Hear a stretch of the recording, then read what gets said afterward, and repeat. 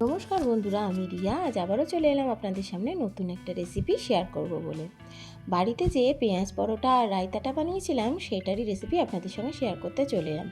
পেঁয়াজ পরোটা বানানোর জন্য প্রথমে পেঁয়াজটাকে একদম পাতলা করে কেটে নেওয়ার পর তার মধ্যে সামান্য স্বাদ মতো লবণ, কাশ্মীরি লঙ্কার গুঁড়ো আর সামান্য সবজি মশলার গুঁড়ো দিয়ে ভালোভাবে পেঁয়াজটাকে হাতের সাহায্যে মেখে সেটাকে 5 মিনিটের জন্য রেস্টে রেখে দিয়েছি।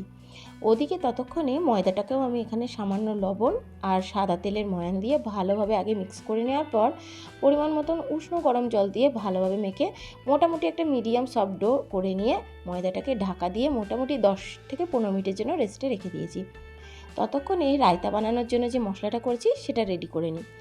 1 চামচ করে ধনে, জিরে আর 2টো শুকনো লঙ্কা ড্রাই রোস্ট করার পর মিক্সিং গ্রাইন্ডারের মধ্যে দিয়ে ভালোভাবে গুঁড়ো করে নিয়েছি। ওদিকে ঘরে পাতা টক দইয়ের মধ্যে 2 থেকে 3 চামচ মতন চিনি, এটাতে যে যেমন মিষ্টি পছন্দ করেন সেই পরিমাণে দেবেন, স্বাদ মতো সামান্য লবণ আর ওই ভেজে গুঁড়ো করে রাখা মশলাটাকে দিয়ে ভালোভাবে মিক্স করে নিয়েছি। প্রথমে ভালোভাবে মিক্স করে নেওয়ার পর তারপর এতে এই যে বাজারে যে বোঁদেগুলো কিনতে পাওয়া যায় সেগুলো এখানে দিয়ে দিয়েছি। তারপর সেটাকে আবারও এই রায়তার সঙ্গে ভালোভাবে মিক্স করেছি। তারপর এটাকে যদিও একটু ক্যামেরা বন্ধ হয়ে যাওয়ার জন্য দেখানো হয়নি, তারপর এটাকে একটা বড় পাত্রের মধ্যে ঢেলে তার মধ্যে সামান্য জল দিয়ে একদম ভালোভাবে এটাকে রেডি করে রেখে দিয়েছি। রায়তা একটু ঝোল ঝোল খেতেই ভালো লাগে, কেউ চাইলে একটু কম ঝোলও করতে পারেন। ওদিকে তারপরে ততক্ষণ আমি ময়দার ডোগুলো ছোটো ছোটো লেই কেটে নিয়েছি।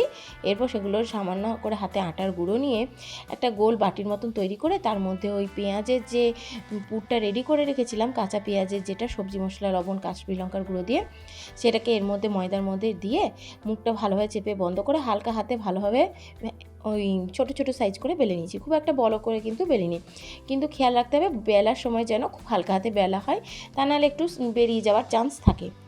হালকা হাতে বেলে নেওয়ার পর এটাকে ওদিকে ততক্ষণে তাওয়াটা গরম হতে দিয়েছি। তারপর তাওয়াতে সামান্য পরিমাণে সাদা তেল দিয়েছি। আপনারা চাইলে এটা বাটারে বা ঘি দিয়েও ভাজতে পারেন, তবে আমার মনে হয় সাদা তেল দিয়ে পেঁয়াজ পরোটা ভেজে খেতেই কিন্তু বেশি ভালো লাগে। এদিকে তাওয়াটাও গরম হয়ে গেছে, আমার পরোটাটাও বেলা হয়ে গেছে। এরপর এই তাওয়াতে তেল দিয়ে দিয়েছি। এরপর এর মধ্যে পরোটাটা কিন্তু আমি দিয়ে দেবো। চারিদিকে এইভাবে তেলটা ঘুরিয়ে নিলাম, তাহলে কিন্তু পরোটাটা তাওয়াতে চিটে যাবে না সহজে। এরপর পরোটাটা দিয়ে একদম মিডিয়াম টু লো ফ্লেমে উল্টে পাল্টে মোটামুটি একটু ধৈর্য ধরে 4-5 মিনিট ধরে ভেজে নিয়েছি। যেহেতু ভেতরে পুর ভরা আছে, তো আর যে কোনো পুর ভরা জিনিসই কিন্তু একটু ধৈর্য ধরে ভাজলে কিন্তু ভালো হয়। মিডিয়াম টু লো বারবার টেম্পারেচারটা কমানো বাড়ানো করে নিয়ে কিন্তু এটাকে ভেজে নিয়েছি। পরোটাটা এখানে ভাজা হয়ে গেছে, এইভাবে সবগুলো পরোটাই ভেজে রেডি করে নিয়েছি। তারপর এটাকে সার্ভ করেছি, এই রায়তার সঙ্গে পরিবেশন করেছি। আপনারা চাইলে আরও এর সঙ্গে আলুদমের সঙ্গেও পরিবেশন করতে পারেন। আর আজকের এই রেসিপিটা ভালো লাগলে লাইক, কমেন্ট, শেয়ার করতে কিন্তু ভুলবেন না। ধন্যবাদ।